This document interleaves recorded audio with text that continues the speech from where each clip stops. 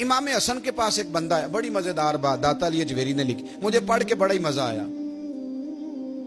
اور سمجھ بھی آئی کہ اہل بیت نبوت کی اصل مخالفت کون کرتا ہے۔ ایک شخص آیا تو اس نے آ کے نا معاذ اللہ حضرت مولا علی شیر خدا کو، معاذ اللہ ثم معاذ اللہ، امام حسن کے والد کو برا بھلا کہا، پھر امام حسن کو کہا، وہ برا بھلا کہتا جا رہا ہے، امام حسن مسکراتے جا رہے ہیں، ہنستے جا رہے ہیں۔ انجوائے کرنے کا آپ کا موڈ بن جائے تو سب کچھ انجوائے ہو سکتا ہے، لیکن اگر آپ نے مرچیں دانتوں کے نیچے رکھ کے اچھی طرح چبا لی ہوں اور کانوں سے بھی دھواں نکل رہا ہو تو پھر تو بھائی کوئی چیز بھی انجوائے نہیں ہوتی۔ پھر تو قصور یہ ہے کہ مرچیں نہیں چبانی تھی، آپ نے اپنا مزاج خود بڑا کڑوا کر لیا ہے، وہ کیسے کام چلے گا؟ وہ آیا تو اس نے آ کے نا امام حسن کو، آپ کے والد کو معاذ اللہ ثم معاذ اللہ نقل کفر نہ باشد برا بھلا کہا۔ وہ کہتا جا رہا ہے، امام صاحب ہنستے جا رہے ہیں۔ جب وہ تھک گیا تو امام حسن فرمانے لگے، روٹی کھانی ہے؟ بھوک تو نہیں لگی ہوئی؟ کہنے لگا بڑی لگی ہوئی ہے۔ فرمانے لگے اس کو روٹی کھلاؤ۔ اس کو روٹی کھلائی، فرمایا تیرا حال؟ کہنے لگا بڑا غریب ہوں۔ ایک پیالے میں چاندی بھر کے امام حسن نے اسے دی، اور جب اس کو دے دی نا تو غور سے چہرہ دیکھنے لگا، کہنے لگا آپ کا حلم دیکھ کے، سخاوت دیکھ کے مجھے یقین آ گیا ہے کہ آپ واقعی خون رسول ہیں۔ امام صاحب فرمانے لگے یہ بیچارہ اصل میں تنگ ہے اپنی زندگی سے، اصل اس کا حال کوئی نہیں تو میرے ساتھ یہ حرکتیں کر رہا ہے۔ تو یہ آپ سمجھیں اس بات کو، کچھ لوگ بیچارے ویسے ہی تنگ ہوتے ہیں، پریشان ہوتے ہیں، ویسے ہی بلا وجہ معاملہ ہی کوئی نہیں۔ امام حسن رضی اللہ تعالیٰ عنہ نے ہمیں سبق دیا ہے۔ وہ علامہ اقبال کہتے ہیں کہ ایک مولانا نا میرے سامنے نا ایک بھوکے آدمی کو سامنے بٹھا کے تو حدیث پاک کا درس دے رہے تھے۔ بندے کو بھوک بڑی لگی ہوئی تھی، وہ درس دیتا جا رہا ہے۔ تو اقبال کہتے ہیں میں نے اسے کہا کہ فاقہ کش کو درس شریعت سے کیا غرض، اس کے شکم کی آگ کو تو روٹی چاہیے، بھائی اسے روٹی کھلا، اسے تیری کوئی سمجھ نہیں آ رہی، تو بھوک لگی ہوئی ہے، پہلے کھانا کھلا لے، پھر ذرا اس کے ہوش ٹھکانے آئیں گے، پھر اسے دین کی بات بتانا۔ ہم لوگوں کا ذہن نہیں سمجھتے کہ بندہ کس قسم کا ہے۔ سارے ہی صحابہ حیا والے تھے، سارے ہی اکرام والے تھے، پر حضور سید عالم صلی اللہ علیہ وسلم کی پیاری زوجہ حضرت عائشہ صدیقہ رضی اللہ تعالیٰ عنہ فرماتی ہیں کہ میں حضور کے گھر میں پردے کے پیچھے دیکھ رہی تھی، نبی کریم آرام فرمائے تو حضور کی نا تہمت مبارک پنڈلیوں سے ذرا اونچی ہو گئی، پنڈلیوں سے ٹخنوں تک مرد کا چھپا ہوا ہو تو وہ جائز ہے، اس سے نیچے ننگا نہیں کرنا چاہیے، اوپر اس سے ٹخنوں سے اوپر، نیچے ہو بھی جائے تو خیر ہے۔ حضور کی پنڈلیاں نا تھوڑی سی چادر ہٹی ہوئی تھی، پنیاں کہتے ہیں ہم پنجابی میں، پنڈلیوں سے ذرا چادر ہٹ گئی، حضور لیٹے رہے آرام فرما رہے۔ فرماتی ہیں باہر دستک ہوئی، حضور نے فرمایا کون ہے؟ عرض کی ابو بکر صدیق کو، یا رسول اللہ اجازت ہو تو حاضر ہو جاؤں؟ حضور نے فرمایا آ جاؤ۔ کہتے ہیں حضور لیٹے رہے، حضرت ابو بکر آئے، بات چیت ہونے لگی، تھوڑی دیر کے بعد پھر دستک ہوئی، کون ہے دروازے پہ؟ یا رسول اللہ عمر بن خطاب ہوں۔ فرمایا آ جاؤ، آ گئے، بات چیت ہوتی رہی۔ تھوڑی دیر کے بعد عثمان غنی آئے، یا رسول اللہ آ جاؤں؟ فرمایا عثمان ذرا ٹھہر۔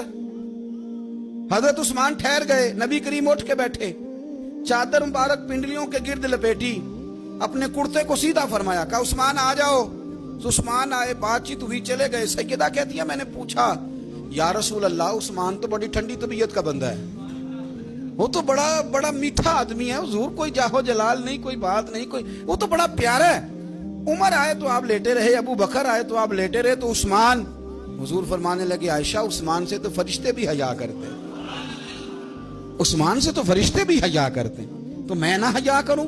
آپ اس بات کو سمجھے، غور کریں کہ اگر ان کی طبیعت اس طرح کی ہے کہ وہ کہتے ہیں کہ وجود زیادہ چھپا ہوا ہونا چاہیے، تو نبی پاک نے ان کی طبیعت کا خیال کیا ہے، حضور نے ان کے مزاج کا۔ آپ کو نہیں پتا کہ ابا جی آپ کے کیا سوچتے ہیں، کیا چاہتے ہیں؟ آپ کو نہیں پتا آپ کے استاد کا مزاج کیا ہے؟ آپ کو نہیں پتا آپ کے مرشد کامل کی طبیعت کس طرح کی ہے؟ وہ کن باتوں میں راضی ہوتے ہیں، کن میں ناراض ہوتے ہیں؟ ہمیں سارا پتا ہوتا ہے، لیکن ہم چاہتے ہی نہیں صحیح کرنا معاملات کو۔ ہم اپنے وجود پر تھوڑا سا بوجھ ڈالنا ہی نہیں چاہتے، اپنی طبیعت کو تھوڑا سا تکلیف دینا ہی نہیں چاہتے۔ حضرت صدیق اکبر رضی اللہ تعالی، مالدار آدمی، کروڑوں پتی شخص، لیکن انہوں نے نا ایک موقع پہ پھر ٹاٹ کا لباس بھی پہن لیا۔ تو کسی نے ان سے کہا ابو بکر یہ کیا؟ फरमाने लगे नबी करीम को, मेरे आका को गरीबी पसंद है तो अबू बकर गरीब बन गया है। खत्म हो गई। जे सोना ही मेरे दुख विच राजी ते मैं सुख नू चुल्ले टावां, ठीक हो गई बात। वो जिस हाल में रखे उस हाल में राजी रहना है। ये जो मिजाज है ना हमारा कि मैं ढलना नहीं चाहता, मैं बदलना नहीं चाहता, हम तो गुलाम है फिर भी नहीं बदलते। थोड़ा सा ख्याल करें। मैं क्या करता हूं कि अम्मा को ज्यादा नहीं जरूरत पैसों की। हाँ हाँ, माँ तो माँ होती है, वो को रेट लगा के तेरे से पैसे मांगेगी। अम्मा को तो बस इतनी जरूरत है कि माँ जो कह दे जी कर दो। माँ को तो इतनी जरूरत है कि 2 मिनट रात को बैठ जाओ पैरों में, अम्मा ला तेरे पैर दबा दूं, तो इतना ही काफी है। वो कहेगी ओहो हो मेरा पुत्र बड़ा चंगा। अल्लाह वही इंज दी औलाद सारे नु देवे। ओ भाई ऐसे कर दे। वो तो सवेरे पूरे मोहल्ले को, अब्बा जी को कोई नहीं जरूरत तेरे पैसों की।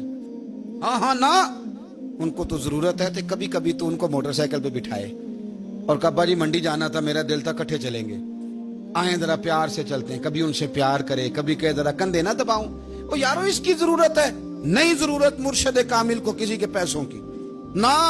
अल्लाह जानता है जो कामिल आदमी होता है उसे जरूरत ही नहीं होती।